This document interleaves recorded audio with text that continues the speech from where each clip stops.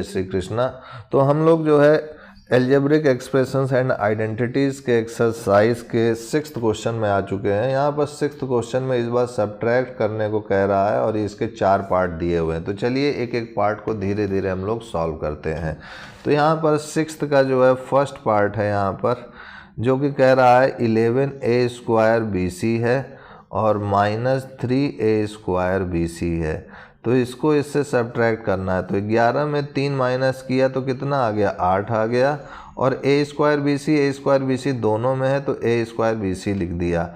अब यहाँ पर सेकंड पार्ट में देखा जाए तो 7pq² है माइनस यहाँ पर -3pq² है। अब यहाँ पर इसको अगर सॉल्व करें तो ये 7pq² हो गया, माइनस माइनस प्लस हो गया तो ये हो गया 3pq²। तो यहाँ पर भी pq², यहाँ भी pq², तो 7 और 3 10 हो गया, दिस इज़ pq²।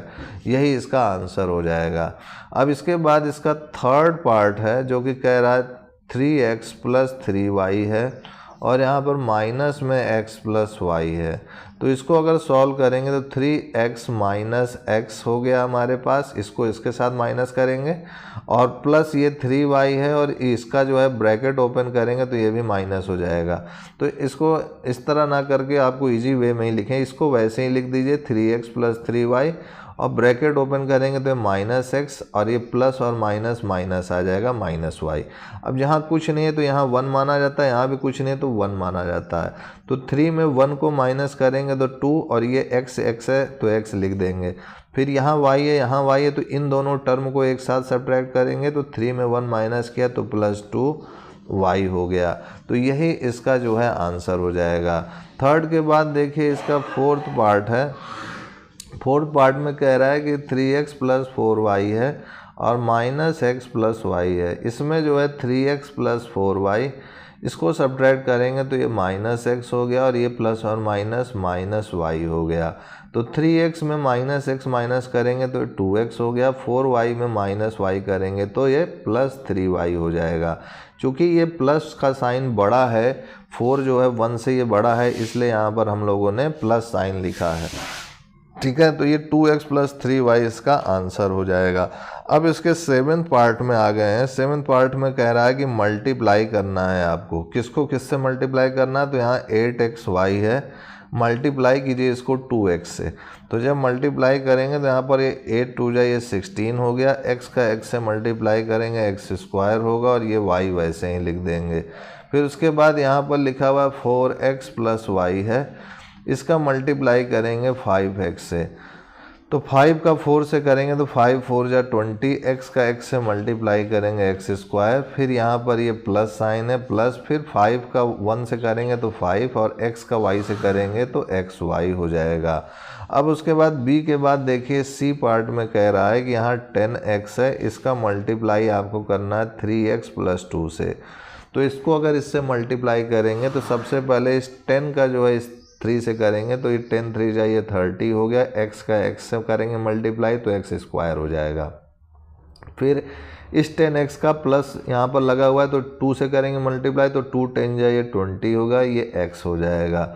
फिर c के बाद देखिए d पार्ट क्या कह रहा है कि यहाँ पर ये 3x + y है और मल्टीप्लाई करना है आपको x + y से।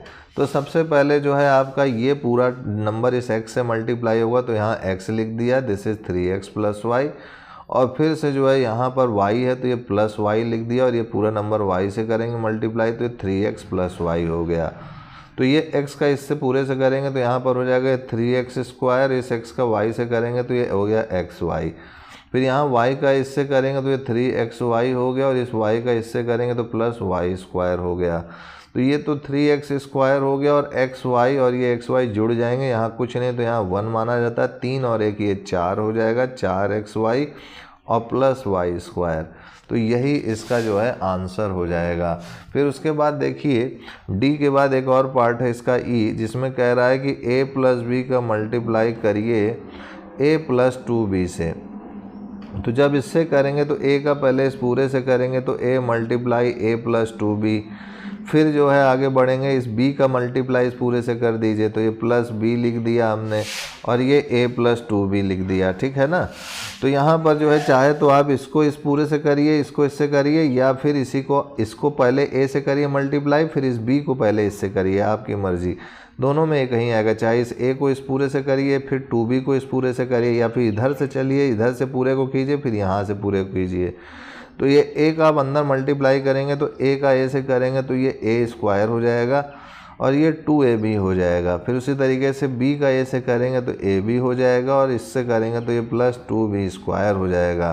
तो यहाँ कुछ नहीं है तो यहाँ 1 होगा, तो ये हो जाएगा a स्क्वायर और 2 और ये 1 हो जाएगा 3, दिस इज ab, और ये हो जाएगा प्लस 2b स्क्वायर। तो ये जो है यही हमारा आंसर हो गया है। इसका एक लास्ट पार्ट और बच रहा है, e के बाद f हमारा, इसमें कह रहा है कि -4x का मल्टीप्लाई कीजिए आप 2x से। तो -4x का करेंगे तो 4 2 ये हो जाएगा 8, तो ये हो जाएगा -8, और x का x से गुणा करेंगे तो ये हो जाएगा x स्क्वायर। तो -8x स्क्वायर इसका आंसर हो जाएगा। तो उम्मीद करते हैं कि आपको ये मल्टीप्लिकेशन रूल समझ में आया होगा। तो आज के लिए इतना ही मित्रों भाइयों, तब तक के लिए जय गुरुदेव, जय Shri Krishna, and I will see you next time.